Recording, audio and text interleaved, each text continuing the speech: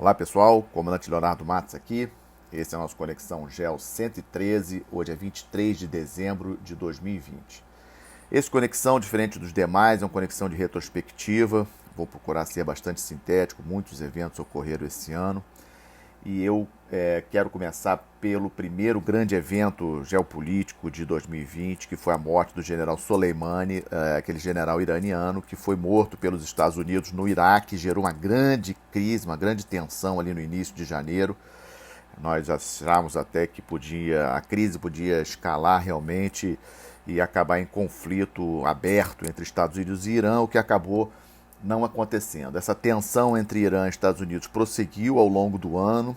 Agora, no final do ano, tivemos o assassinato do cientista-chefe do programa nuclear iraniano, aumentando as tensões também, mas nenhum país assumiu a autoria desse assassinato, embora os iranianos tenham acusado Israel de ter perpetrado. Então esse evento, Irã e Estados Unidos, caminhou, digamos assim, tenso ao longo do ano todo, até agora, até ontem ainda, tensão com a entrada de submarino nuclear americano no Golfo Pérsico.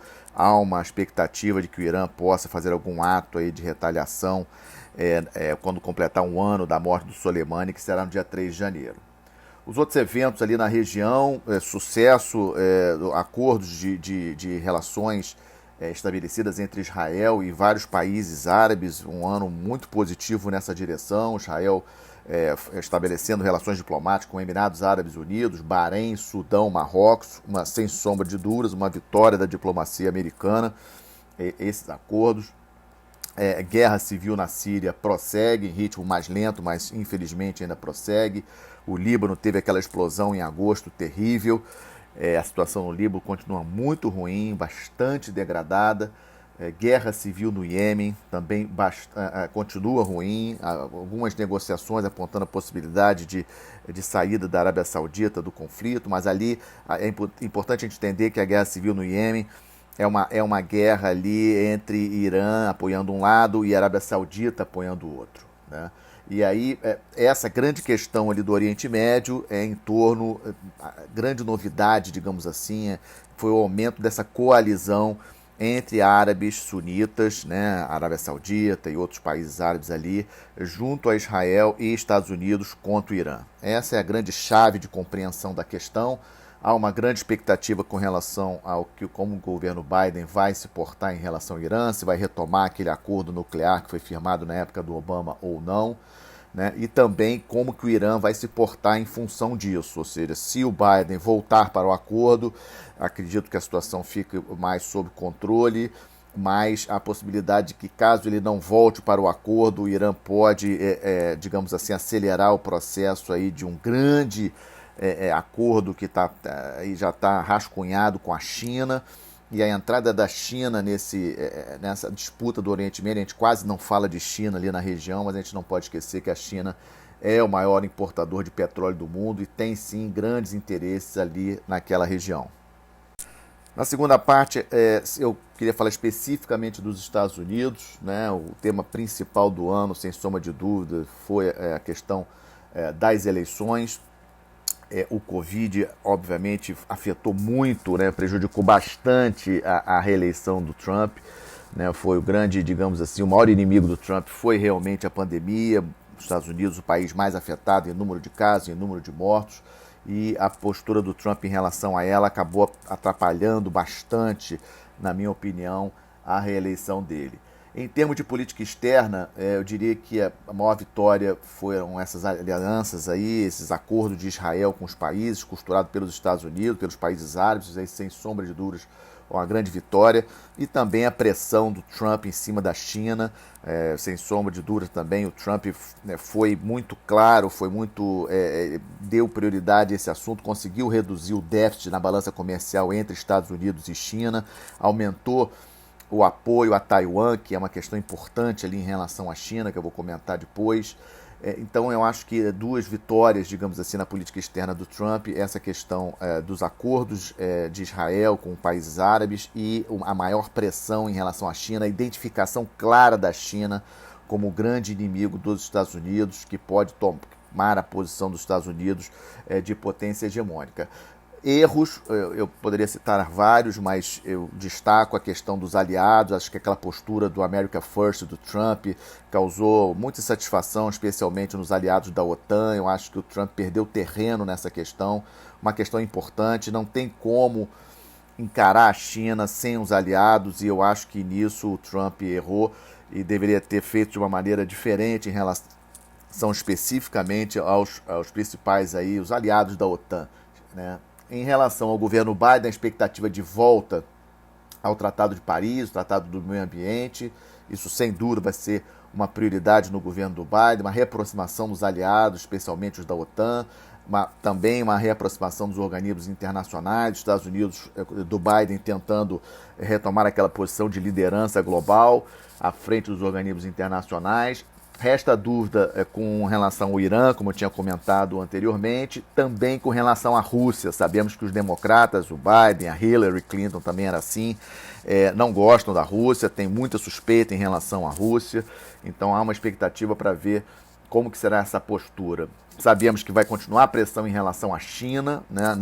Essa pressão americana não vai mudar. Acredito que o Biden vai explorar especialmente essa aliança que o Trump também já começou com a Austrália, com a Índia, com o Japão, que eles chamam de Quad, né? Quad dos quatro, né? Estados Unidos, Austrália, Índia e Japão, contra a China, e talvez o Biden tente trazer por negociação a Coreia do Sul para esse grupo, né? Lembrando que a Coreia do Sul tem problemas históricos com o Japão, essa é uma grande dificuldade de trazer a Coreia do Sul para esse grupo, mas eu acho que ele pode tentar.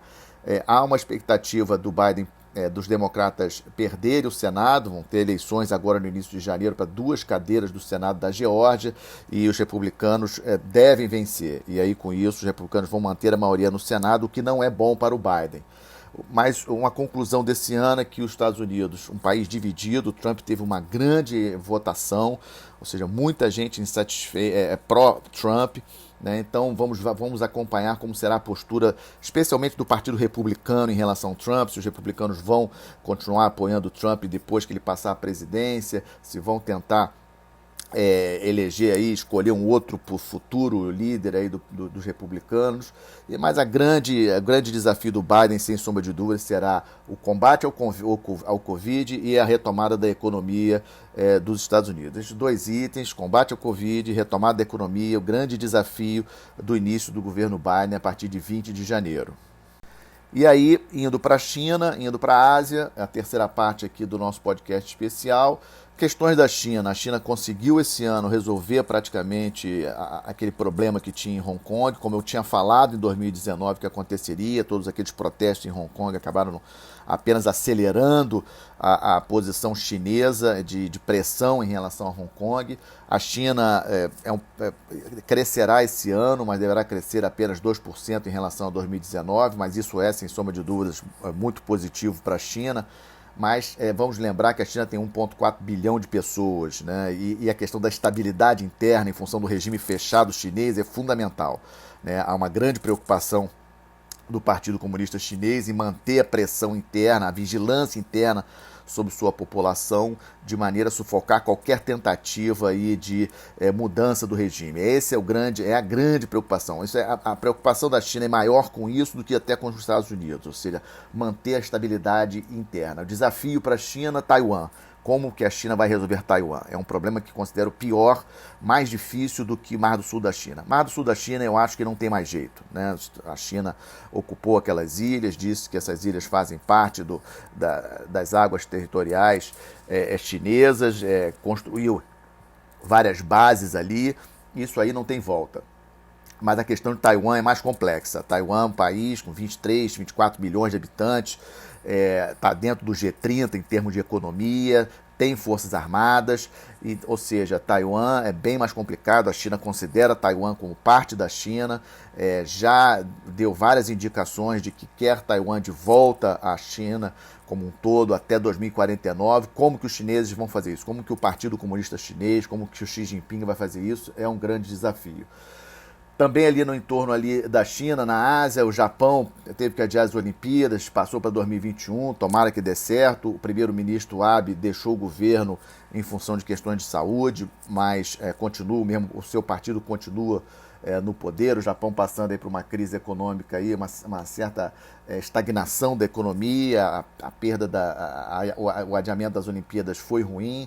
Coreia do Sul conseguiu um bom resultado esse ano aí frente à pandemia, melhor até do que o Japão, embora agora nesse final de ano está tendo um certo repique, mas a Coreia do Sul teve um relativo bom 2020. Coreia do Norte continua a mesma situação, esse é um outro ponto também que a política externa do Trump não conseguiu resolver, ou seja, não conseguiu desnuclearizar a Coreia do Norte, acaba sendo também um desafio para o Biden.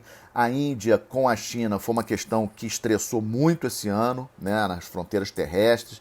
Índia e China já foram à guerra, já tiveram conflitos em função de fronteira ali, e a presença chinesa, o aumento da China, principalmente no entorno estratégico indiano ali, Oceano Índico, deixa a Índia bastante, obviamente, eleva muito o nível de tensão entre os dois países. Esse foi um dos pontos de maior tensão aí de 2020, foi essa questão entre China e Índia. Lembrando que são dois países do BRICS, né, que o Brasil participa, junto com a Rússia, junto com a África do Sul. É uma questão que a gente tem que acompanhar.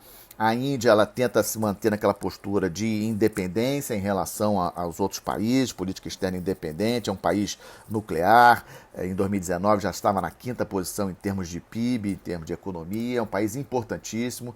Acho até que uma postura que o Brasil tem que ter de aproximação em relação à Índia, deve ultrapassar a China em população ainda nesta década, ou seja, um grande mercado consumidor.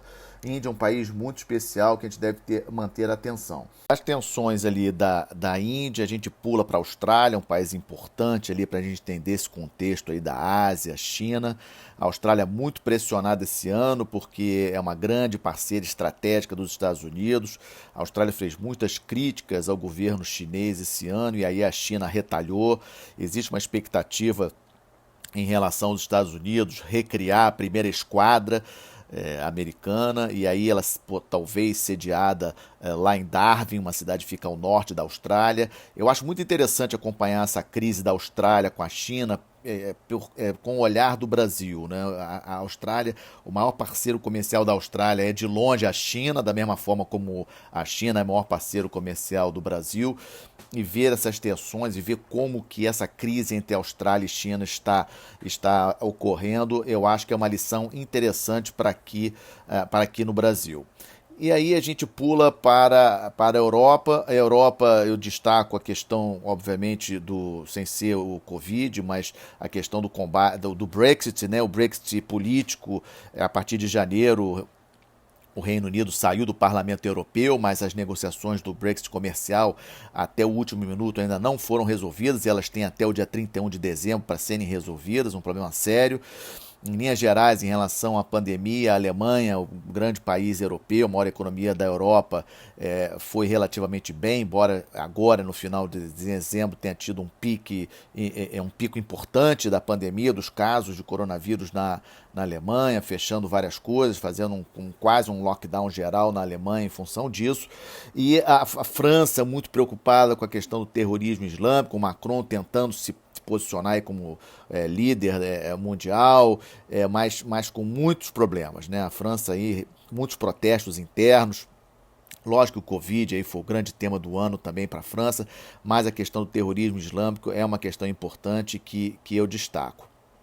Outra questão de estresse ali da Europa entre Grécia e Turquia no Mediterrâneo. É importante essa situação, a Turquia fazendo prospecção de petróleo, de gás em águas gregas, a União Europeia pressionando bastante a Turquia, mas a Turquia fica numa posição muito difícil para a União Europeia, porque ao mesmo tempo que a Turquia não é a União Europeia, a Turquia faz parte da OTAN. Muitos países da União Europeia fazem parte da OTAN, a própria Grécia faz parte da OTAN, então essa crise entre Turquia e Grécia é uma crise aí também estressou muito a Europa no ano de 2020 e ainda não foi totalmente resolvida. Em relação à Rússia, o destaque aí para o entorno estratégico russo, a Rússia aí protegendo o governo do Lukashenko na Bielorrússia, que teve uma reeleição aí bastante conturbada, a Rússia intervindo na questão de Nagorno-Karabakh, aquele enclave de maioria armênia que fica no Azerbaijão. A Rússia mandou 2.000 militares para lá como força de paz. para um cessar-fogo entre a Armênia e Azerbaijão. Uma vitória do Azerbaijão que foi apoiado pela Turquia, mas a Rússia não tem interesse em conflitos ali no seu entorno estratégico, então a Rússia interveio, conseguiu o acordo de paz e está lá com tropas ali, 2.000 militares russos ali garantindo esse cessar-fogo. Ainda temos presença de tropas russas na Síria, né? Lembrando aquela base naval russa na Síria, em Tartus, na base naval de Tartus, é a única base russa no Mediterrâneo, então essa presença é importante. A Rússia também com presença na guerra civil da Líbia, ainda a questão das províncias no leste da Ucrânia ainda não estão resolvidas. Vamos lembrar que aquelas províncias em 2014, uma guerra civil ali no leste da Ucrânia com apoio da Rússia, a Rússia também que retomou a Crimeia em 2014, essa questão ainda não está resolvida.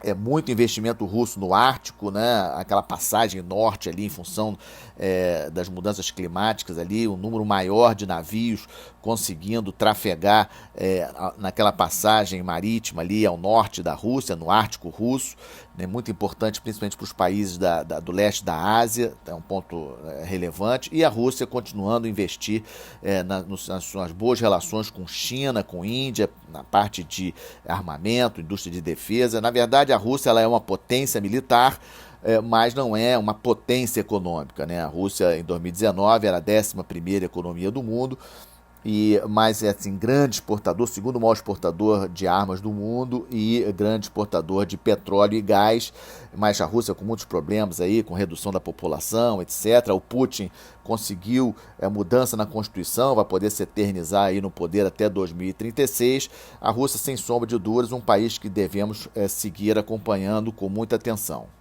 E aí a gente vem para o nosso entorno estratégico brasileiro, ali pela costa ocidental da África, a África com números assim no combate do Covid bem abaixo do esperado, né? Os cientistas precisam estudar direito o que aconteceu. É uma excelente notícia para os africanos, sem sombra de dúvidas, o Covid ter afetado proporcionalmente menos os países africanos do que outros países do mundo.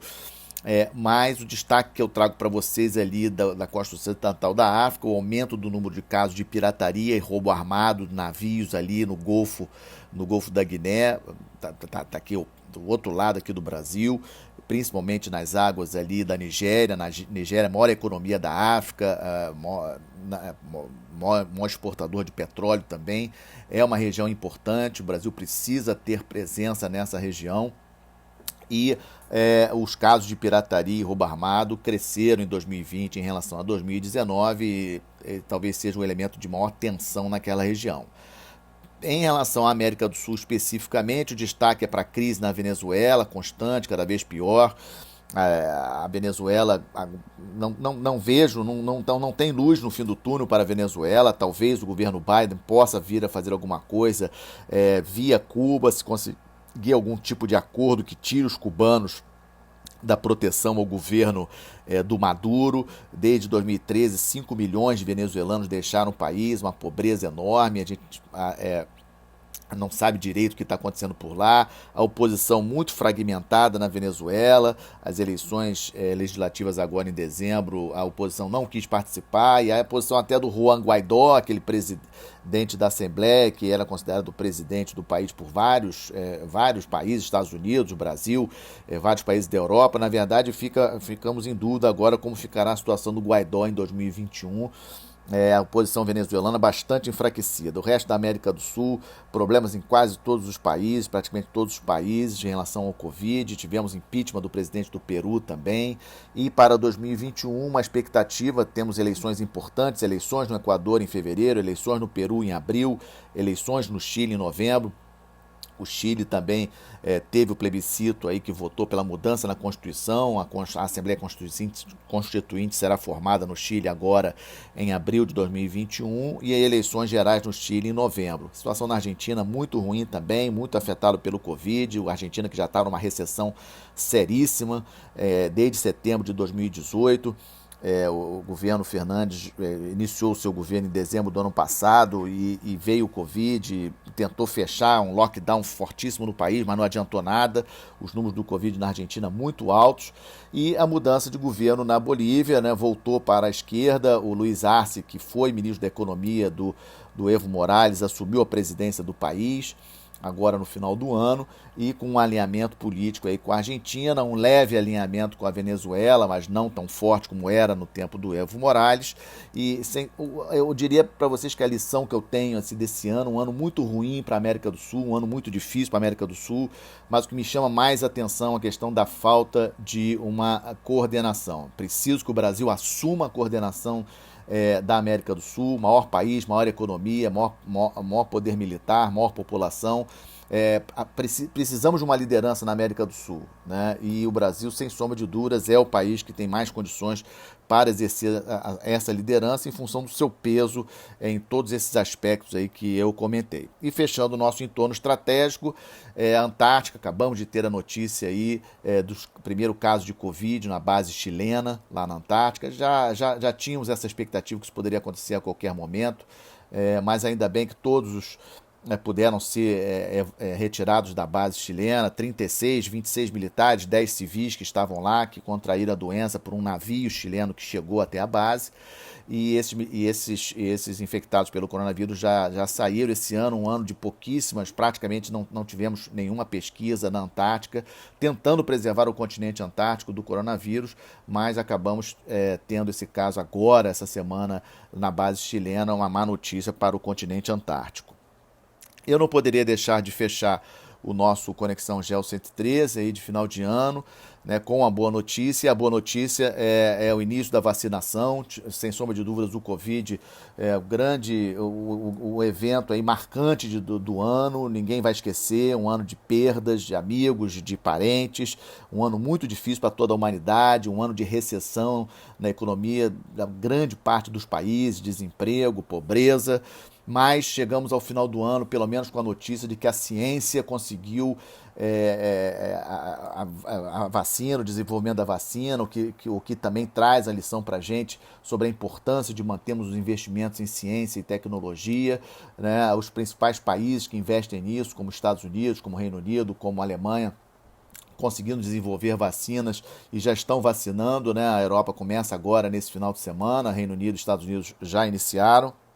E deixo aqui a minha homenagem aos profissionais, especialmente aos profissionais de saúde, obviamente não apenas eles, mas também os de logística, né, navegação, transporte rodoviário, pessoal da segurança, que pôde manter o Brasil, o mundo, né, vivendo nessa loucura que foi 2020.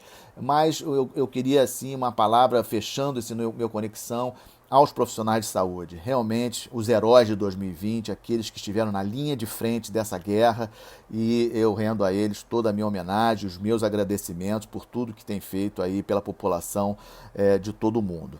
Com isso eu fecho meu Conexão Geo número 113, agradecendo muito aí pelo ano, pela audiência de vocês, desejando um Feliz Natal, com certeza um 2021 bem melhor, com muito mais saúde para todos. O Conexão volta dia 8 de janeiro. Muito obrigado.